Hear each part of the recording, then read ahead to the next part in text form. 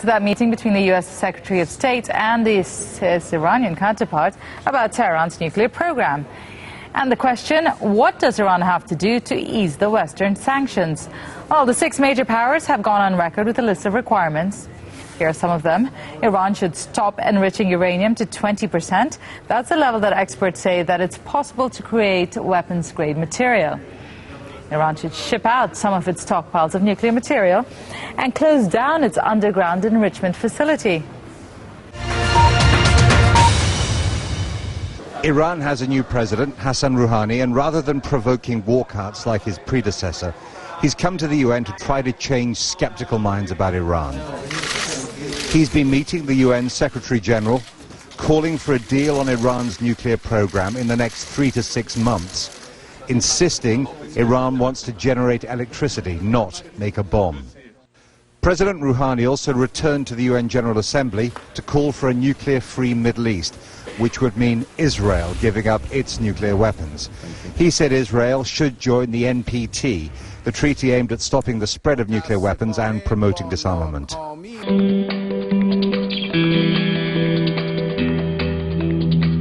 It was a substantial meeting, good atmosphere, energetic.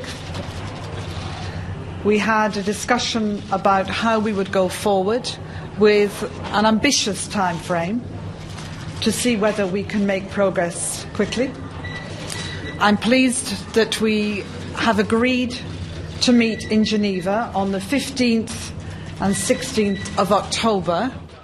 Diplomats have described the atmosphere of the talks as positive, but stressed the difficulty of resolving the long-running dispute. Iran is clear what it wants first and foremost. Of course, as we move forward, there has to be removal of sanctions, and in the end game, there has to be a total lifting of all sanctions, and both bilateral sanctions, unilateral sanctions, as well as multilateral sanctions and UN sanctions.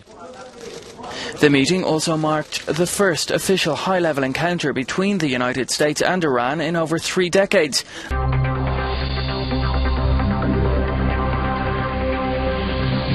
Diplomats cautiously welcomed the progress. Another meeting now slated for October, but said it was too early to call it a breakthrough. We've agreed to try to continue a process that will try to make concrete and find a way to answer the questions that people have about Iran's nuclear program. Needless to say, one meeting and a change in tone, which was welcome, doesn't answer those questions yet, and there's a lot of work to be done. Many people looking now to the middle of October where these talks will continue on Iran's nuclear program, and actually the EU Foreign Policy Chief Catherine Ashton saying that the Iranian timetable of trying to get a deal within 3 to 6 months may itself be too ambitious. It may take as long as a year. The key issue, though, positive rhetoric, strong, moderate messaging from the Iranian president, but as it stands at the moment, no enormous, substantial, concrete measure that changes things on the ground.